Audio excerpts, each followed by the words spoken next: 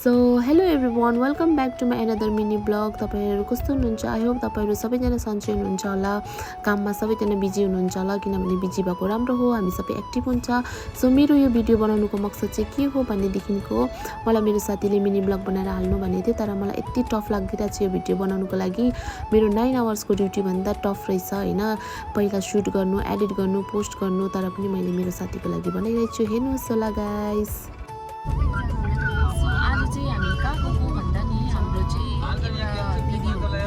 जो कि हामी चाहिँ पहिला सँगै जब गर्थ्यौँ होइन, सँगै काम गर्थ्यौँ। सो उसकोमा चाहिँ हामी जाँदैछौँ होइन। हामी अलमोस्ट नभेटेको भएको थियो, 6-7 इयर्स चाहिँ भएको थियो। अनि त्यसको बादमा चाहिँ आज हामी जाँदैछौँ भेट्नु। दिदीले भन्नुभयो नि त आऊ भेट्नु भनेर। ऊ चाहिँ यहाँ एयरपोर्टमा अहिले जब गर्नु हुँदो रहेछ, टर्मिनल 1 मा होइन। अन्त हामीलाई बोलाएको छ। सो हामी चाहिँ जाँदैछौँ त्यहाँनिर। हेर्नुहोस् होला तपाईँहरू होइन।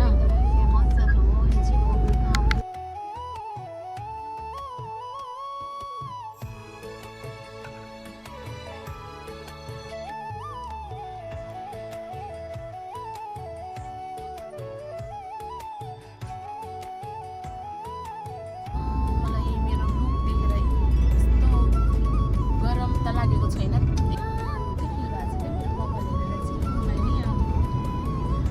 यहाँको घाम हेरेर चाहिँ मेरो कपालको हेयरस्टाइल हेरेर चाहिँ फेरि खुसी भयो।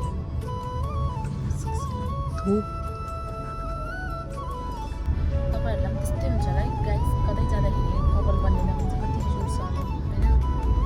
गरमको अनुसारले चाहिँ मैले यो चुडा बनाएको थिएँ।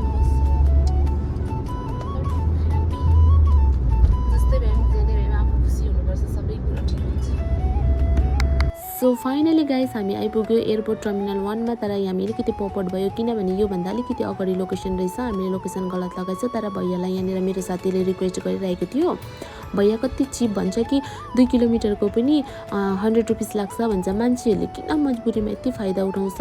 अनि यो क्याबवाला भैया यति रुड थियो। कति क्याबवाला भैया यति रुड हुन्छ, कति चाहिँ यति स्विट हुन्छ। अब मैले सबैलाई भनेको होइन, कति त राम्रो पनि हुन्छ होइन। अनि तर पनि हामीले 100 रुपिस दियो। तर मलाई पुरा रिस उठ्यो, किनभने मजबुरीमा मान्छेले कति फाइदा उठाउँछ है भनेर।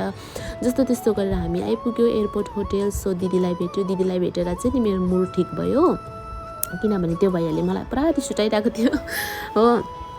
अनि दिदीसँग भेट्यो, बातहरू गऱ्यो। हामी चाहिँ 7 इयर्सको बाद भेट भएको, किनभने कोभिडभन्दा पनि अगाडि नै दिदीले जब छोड्नुभएको थियो। त्यहाँदेखिको हामी कन्ट्याक्टमा त थियो, तर मेसेजमा हाई हेलो हुन्थ्यो होइन। भेट चाहिँ भएको थिएन। भेट चाहिँ हामी 7 सालको बाद, या त आई थिङ्क 6 साल होगा, 6 सालको बाद चाहिँ भेट भयो। कति खुसी लाग्यो। मेरो साथी पनि हाँसिरहेको थियो, पुरानो बात गऱ्यो। अन्त दिदीले चाहिँ हाम्रो लागि यहाँ लन्च अर्डर गरिदिनु भयो, अनि डोसाहरू होइन। दिदीले चाहिँ घरबाट लन्च ल्याउनु भएको थियो र हामीसँग त्यो पनि सेयर गरेर खानुभयो। चाउमिन खानुभयो, अनि चाउमिनहरू थियो यस्तो के समथिङ यस्तो कुछ थियो। सो खायो। पहिलाको बातहरू गर्दै हामी चाहिँ यहाँ बसिरहेको थियो। अन्त खानासाना खाएर बातहरू कति गरेँ हामी है। त्यहाँबाट चाहिँ हाम्रो जाने टाइम आएको थियो। दिदीलाई गोखोला भनेर बाई बाई गरेँ। अनि दिदीले हक गर्नुभयो, किसी गर्नुभयो।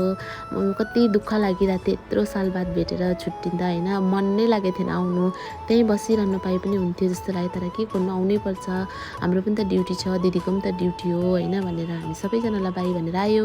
सो यहाँनिर चाहिँ जब गर्थ्यो पहिला हामीले, त्यो दिदी हामी सबैसँगै काम गर्थ्यौँ। अनि सो त्यही भन्दै आजलाई मेरो यो मिनी ब्लग यहीँ एन्ड गर्छु र bye bye guys, love you all होइन। मेरो यो मिनी ब्लगलाई लाइक गरिदिनु होला, कमेन्ट गरिदिनु होला, सेयर गरिदिनु होला। So bye bye guys, love you all and stay tune.